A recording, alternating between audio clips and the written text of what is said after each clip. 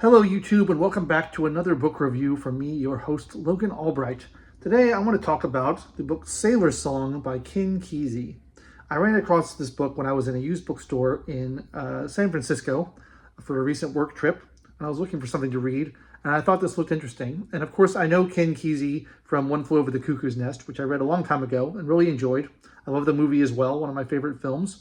And I didn't know anything else he had written, and so I thought I'd pick this up. And one of my projects that I've been engaging in over the last couple of years is to try to explore the lesser known works of authors who are only known for one work.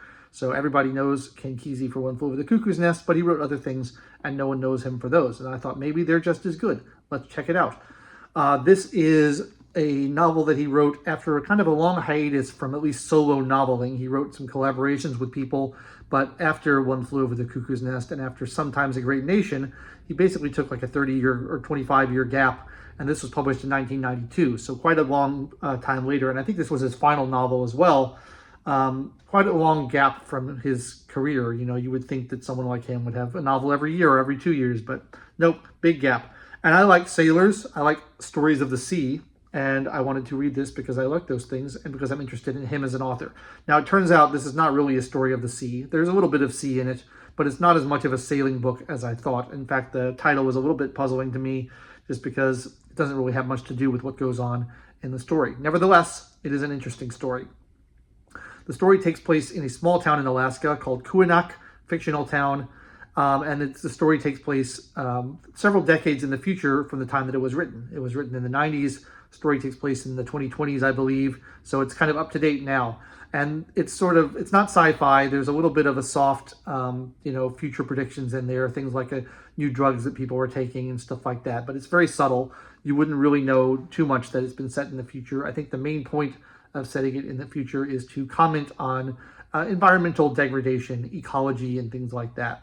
This little town of Cuckoo, Alaska, is sheltered and unspoiled compared to the rest of the world, especially the rest of America.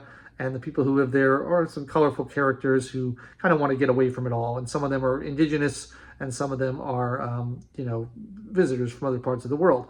The main character is named Isaac or Ike Salas, and he is a former eco-terrorist who lost his child in a tragic accident, and out of kind of desire to get revenge on the people responsible, he flew a biplane over some county fairs and dropped manure on the people there, and did this a number of times and kind of grew a reputation as sort of a folk hero, of someone kind of fighting back at the man.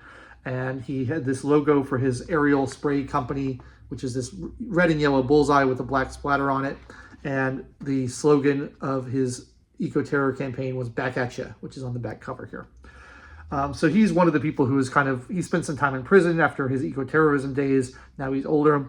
He's sort of living by himself up in this Cuckoo, Alaska, and just taking it easy, living out kind of his elder years. So we learn a little bit about him, and then the plot kicks off when a ship arrives bearing a bunch of Hollywood people, one of whom is an albino who is someone that he knew when he was in prison and has a grudge against him, and who is the son of one of his friends here. And the movie people say that they want to use the location to film a kind of a folk story, a indigenous Alaskan people folk story. And they said the location is so beautiful and unspoiled, they want to use it, and they want to make a deal with the townspeople that they can use their houses and their locations and everything in exchange for points on the back end on the movie, because it is so expensive to pay for things up front. This is all sort of a sham, but that's what they say. And that's sort of what the plot revolves around. It's sort of a long book. It's about 550 pages. And there's a lot of just sort of meandering parts in the middle that I found kind of slow. But the basic plot is quite interesting. I think the characters are interesting. And I like the setting. I like the kind of far north setting. I always enjoy those sorts of things. There's a little bit of fishing. There's a little bit of sailing. There's that sort of stuff in here. And I like I said, I think the characters are good. The language that it's written in is very much Kesey's style. It's very sort of 1960s hippie sort of language, a lot of slang, a lot of talk that would remind you of the stuff you hear in like Berkeley, California in the 60s. It's like that tone kind of carries throughout, which is a little bit anachronistic given that it was written in the 90s. You can tell he never really grew out of that writing style. So sometimes that can be a little bit convoluted in the way he writes, but I think it's enjoyable. His prose style is quite fun and quite clever. for the most part. I thought the book was a little on the long side. I thought it wandered a little in the middle, a little bit too much, but I overall enjoyed it. There's a short story that he wrote called The Sea Lion, which is the story that the movie is adapting. And it's like a children's short story based on indigenous folk legends of the Alaskan people. And that story is reprinted in full as one of the characters reads it in here. So it's interesting. I read a review of someone who said that they wanted to read that book first to get a sense of this one. And you don't need to because it's already included in its entirety in here. So there's lots of little digressions and things like that. But overall, I sort of have a medium and positive review of this book. I enjoyed it, but it's not something I would like say I loved or I would probably go back to and reread. But it has some interesting writing in it, some good prose, some good characters, a little bit of good plotting, but I did think it went on a little too long. So not as good as One Flew Over the Cuckoo's Nest in my book, but it's always interesting to check out the lesser known works of major authors and people who are well known for one greatest hit. So that's my review of Sailor's Song by Ken Kesey. Let me know if you've read it, if you liked it, what you thought of it. I'd love to hear your thoughts. Let me know of other one-hit wonder authors whose other works I should check out.